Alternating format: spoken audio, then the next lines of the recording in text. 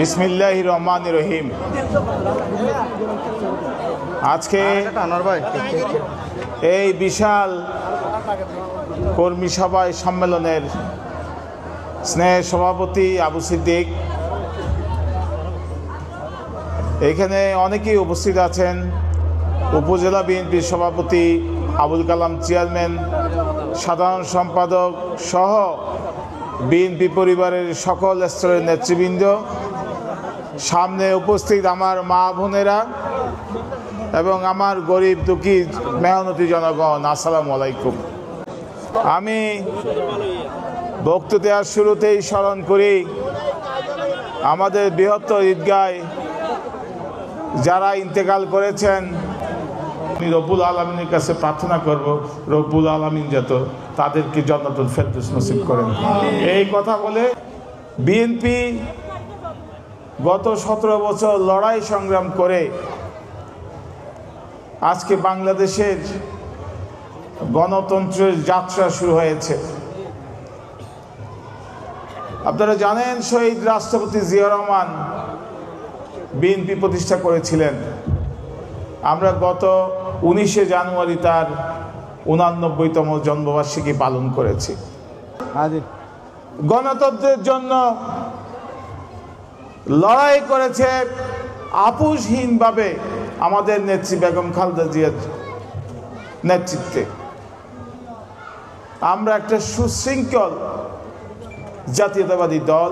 BNP বাংলাদেশের অর্থনৈতিক উন্নয়নে অনেক অবদান রেখেছে। ৭০ সালের স্বাধীনতা যুদ্ধে বিএনপি প্রতিষ্ঠাতাদের অনেকেই সম্মুখ মুক্তিযোদ্ধা করেছিল। আমাদের রাষ্ট্রপতি শহীদ জিয়াউর রহমান সম্মুখ মুক্তিযোদ্ধা এবং অনেক বৃহত্তর অঞ্চল নিয়ে তিনি জেড ফোর্সের অধিনায়ক ছিলেন এবং জেড ফোর্সে সবচেয়ে বেশি সৈনিক, সবচেয়ে বেশি অফিসার শহীদ হয়েছিল। বিএনপিতে এখনো বীর উত্তম, বীর বিক্রম যত আছে, সাহসী মুক্তিযোদ্ধা যত আছে, আওয়ামী লীগে কিন্তু অত মুক্তিযোদ্ধা নাই। এরা ক্ষমতায় আসার পর তারা দেশের দুর্নীতি, লুটপাট চালু করেছিল। এই যে আজকে ক্রস ফায়ার বলে আজকে যে বিনা বিচারে হত্যাকাণ্ড, শেখ সাহেবের আমলেই, যারা মুরব্বী আছেন তারা জানেন, শেখ সাহেবের আমলেই 1971 থেকে 1975 সালের আজকে যে ইউনু আওয়ামী লীগের সাথে আছে জাসদের এই 10,000 রাজনৈতিক কর্মী তারা হত্যা করেছিল বিনা বিচারে। লুটপাটের বর্ণনা তো অনেকে আছে। লুটপাট কি? গাজী গোলাম মোস্তফা ছিলেন রেড ক্রিসেন্টের সভাপতি। আওয়ামী লীগের লুটপাটের ইতিহাস আজকে না, গণতন্ত্রের হত্যার ইতিহাস আজকে না। তাদের যখনই তারা ক্ষমতায় এসেছে তখনই তারা লুটপাটের নজির স্থাপন করেছে। শেখ সাহেব নিজেও সার্টিফিকেট দিয়েছে এই আওয়ামী লীগ চুরের দল। জাতীয়তাবাদী দলের নেতা কর্মীরা মিথ্যা কথা বলে না। আমরা ইতিহাস নিয়ে আমরা গবেষণা করে আমরা যা দেখেছি তাই বলছি। আমরা বাকশাল কায়েম করলো তারা, এক দল, এক নেতার এক দেশ। বাকশাল কায়েম করলো তারা, কেউ কোনো ভোট দিতে পারবে না। তারা যাই বলে তাই।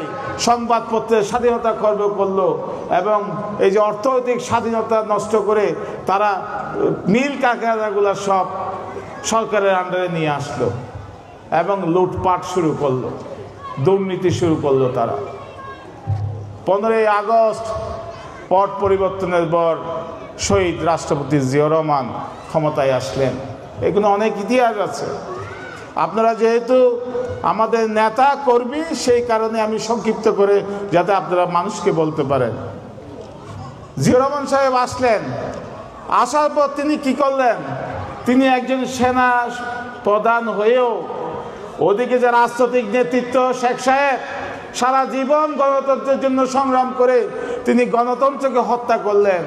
আর জিয়াউর রহমান সেনা প্রধান ছিলেন, সেনাবাহিনীতে ছিলেন, তিনি গণতন্ত্র ফেরত দিলেন। শেখ সাহেব তার নিজের দল বাকশাল, নিজের দল আওয়ামী লীগকে বিলুপ্ত ঘোষণা করেছিলেন।